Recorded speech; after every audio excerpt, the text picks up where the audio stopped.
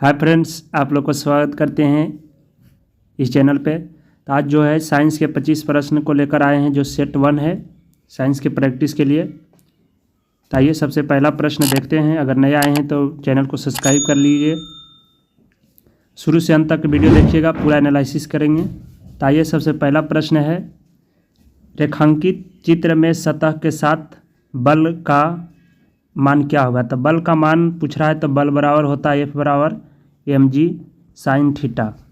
तो एम का मान दिया हुआ है, द्रव्यमान 2 kg, और जी का मान 10 दिया हुआ है, साइन 30 का मान होता है 1/2, 30 दिया हुआ है यहाँ पे देख सकते हैं।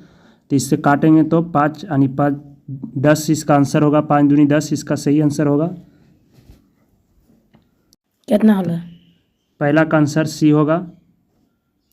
अगला प्रश्न है, एक अवतल दर्पण के अक्ष, दूसरा प्रश्न है, एक अवतल दर्पण के अक्ष पर एक वस्तु दर्पण की वक्रता केंद्र पर रखी हो तो प्रतिबिंब ध्रुवों के बीच कितनी दूरी पर बनेगा। तो जब वस्तु वक्रता केंद्र पर है तो प्रतिबिंब भी वक्रता केंद्र पर बनेगा, जो 2f के बराबर होता है। तो ऑप्शन सी इसका सही आंसर होगा। अगला प्रश्न है तीसरा नंबर प्रश्न है, किस कारण से आकाश का रंग नीला होता है। तो प्रकाश के परिकिरण के कारण, ऑप्शन सी इसका सही आंसर होगा। अगला प्रश्न है, किस माध्यम में ध्वनि का वेग अधिकतम होता है। ध्वनि का वेग अधिकतम होता है ठोस में, ऑप्शन ए इसका सही आंसर होगा। बी, सबसे अधिकतम ध्वनि का वेग ठोस में होता है। अगला प्रश्न है, निम्नलिखित में से कौन सा उपकरण परिपथ में विद्युत धारा का पता लगाया जाता है। तो विद्युत धारा का पता जो लगाया जाता है वो गैल्वेनोमीटर से लगाया जाता है, छोटी धारा को पता लगाने के लिए। अगला प्रश्न है,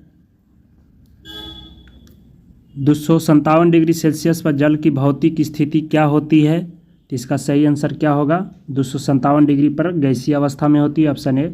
7वां नंबर प्रश्न है, निम्नलिखित में से वृद्धि के साथ एक ठोस द्वारा डाले गए दबाव में कमी आती है, किसका कमी आती है। तो इसका सही आंसर होगा क्षेत्रफल की कमी आती है। अगला प्रश्न है, अशुद्ध जल में मछलियाँ जीवित नहीं रह सकती है, क्यों नहीं रह सकती अशुद्ध जल में। तो इसका सही आंसर होगा, प्रसारण के मछली शरीर के तरल पदार्थों को पतला कर देता है, इसी का कारण जीवित नहीं रह सकता है। अगला प्रश्न है, निम्नलिखित में से कौन सा अति उष्माक्षेपी है। 9वां नंबर प्रश्न है, अति उष्माक्षेपी कौन सा है। तो इसका सही आंसर क्या होगा। इसका सही आंसर होगा, जल में सल्फ्यूरिक अम्ल का घोलना एक उष्माक्षेपी, अति उष्माक्षेपी का उदाहरण है। अगला प्रश्न, एक दोहरी अपघटन अभिक्रिया के दौरान अभिकारकों के बीच क्या आदान प्रदान किया जाता है। क्या आदान प्रदान किया जाता है। तो इसका सही आंसर क्या होगा, क्या आदान प्रदान किया जाता है। तो इसका सही आंसर क्या होगा, इसका सही आंसर होगा आयन का आदान प्रदान किया जाता है। अगला प्रश्न है, सीमेंट तथा जल के मध्य रासायनिक क्रिया को क्या कहते हैं। सीमेंट तथा जल के मध्य रासायनिक क्रिया को क्या कहते हैं। तो इसका सही आंसर होगा जलीकरण कहलाता है। अगला प्रश्न, लेड नाइट्रेट को जोरदार ढंग से गर्म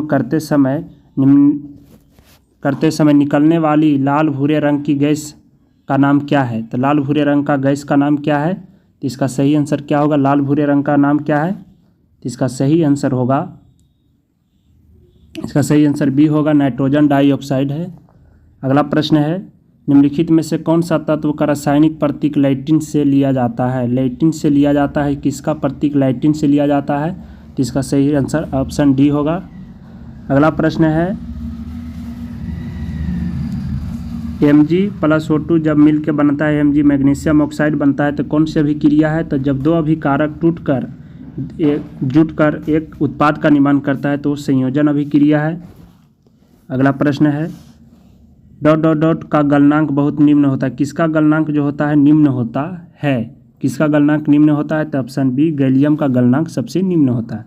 अगला प्रश्न, निम्नलिखित में से कौन कार्बनिक अम्ल है। तो जिसमें कार्बन है उसको कार्बनिक अम्ल कहेंगे।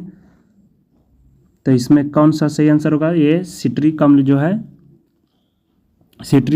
एक कार्बनिक अम्ल है, बाकी इसमें कार्बनिक अम्ल नहीं है।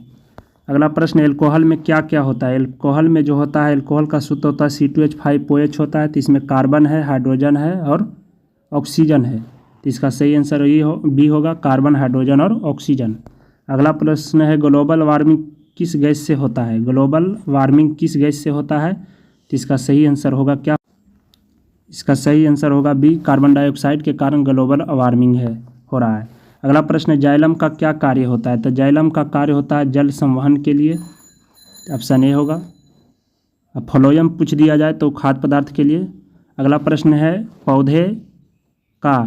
पौधे का संश्लेषण के दौरान कौन सी गैस मुक्त करते हैं? तो कौन सा गैस मुक्त करते हैं? तो इसका सही आंसर क्या होगा? इसका सही आंसर होगा ऑक्सीजन मुक्त करते हैं। अगला प्रश्न 21 नंबर देखते हैं, पोलियो और चेचक रोग होता है। पोलियो और चेचक जो होता है विषाणु वायरस के कारण फैलता है, तो इसका सही आंसर डी होगा। अगला प्रश्न है वश्य पदार्थ ज़्यादा खाने से क्या होता है? तो वश्य पदार्थ को ज़्यादा खाने से होता है मोटापा बढ़ती है। अगला प्रश्न निम्नलिखित में से कौन सा पाचक थैली कहलाती है? तो पाचक थैली जो कहलाती है लाइसोसोम कहते हैं। अगला प्रश्न है ऑस्टियोसाइट का संबंध किससे है? तो ऑस्टियोसाइट का संबंध जो है ऑस्टियोसाइट का संबंध किससे है? तो अस्थि से इसका संबंध है। अगला प्रश्न एलोसोम होते हैं। एलोसोम क्या होते हैं? तो एलोसोम जो होता है एक लिंग गुणसूत्र होता है। एलोसोम एक लिंग गुणसूत्र होता है, ऑप्शन डी इसका सही आंसर होगा। कमेंट में आप लोग बताइए कि गुणसूत्रों की संख्या कितनी होती है। फिर से मिलते हैं अगले वीडियो में, तब तक के लिए धन्यवाद। जय हिंद।